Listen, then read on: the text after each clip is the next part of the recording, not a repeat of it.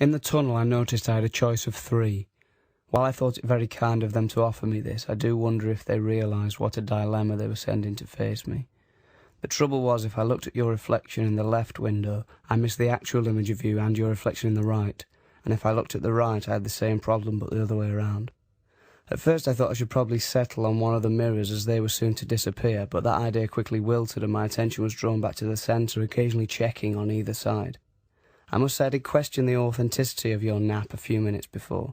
As the train left Loughborough I suspected it could have been a device to avoid conversation. I'd barely considered this for a moment, however, when a heavy breath and a gulping sound that I decided would be too embarrassing to fake led me to conclude that your nap wasn't fraudulent. I found it difficult to concentrate on anything else as you slumped beneath your coat. Delighted that we'd waited until this hour to travel so the evening sun got its opportunity to skip across those sleeping cheeks, but unnerved by the prospect of being removed from the opposing chair to yours. I knew it was reserved, but hoped that whoever had reserved it had fallen over. It looked as if today I'd be safe. The train wasn't too busy, but I did take a moment to recall the time when I was less fortunate. I remembered it with a chilling vividity. We were on the way to Brighton. I knew it was going to be his seat as soon as I saw him on the platform, unzipping, checking, zipping and rechecking things. Something about his face suggested that he had for years had a moustache and had not long since removed it. He wasn't going to think twice about disposing of me, especially considering then he'd get the chance to sit with you. Though his hiking boot march through the carriage was rather revolting, it wasn't this that made my hands tense up into sour claws of nausea. It was the way he said it. "You're in my seat." No excuse me, no polite uncertainty, just the rigid, hideous fact. The thud with which it landed expelled all my preparation.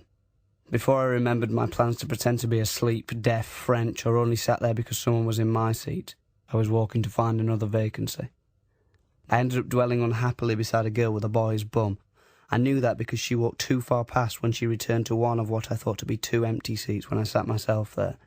I fidgeted until our reunion on the platform where you brutally informed me. That man was really rather pleasant, actually. Today I thought I'd better make sure that couldn't happen again, and I pulled the ticket from the top of my seat. It took a few attempts and the facade of hanging a jacket to finally complete. I was terribly cautious. There's a threat of punishment for such deeds by fine as far as I understand, but those shackles were at the back of my mind as I crushed the reservation in my hidden fist, folding and squeezing as if it were that beast on the way to the seaside. Fortunately there was no retribution. If anything, the train got quieter as the journey continued.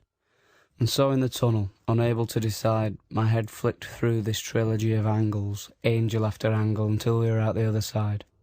My frantic twitching no doubt caused the man at the adjacent table to narrow his eyes at the very least, I imagine. I don't know for sure. I didn't have time to add him to the cycle.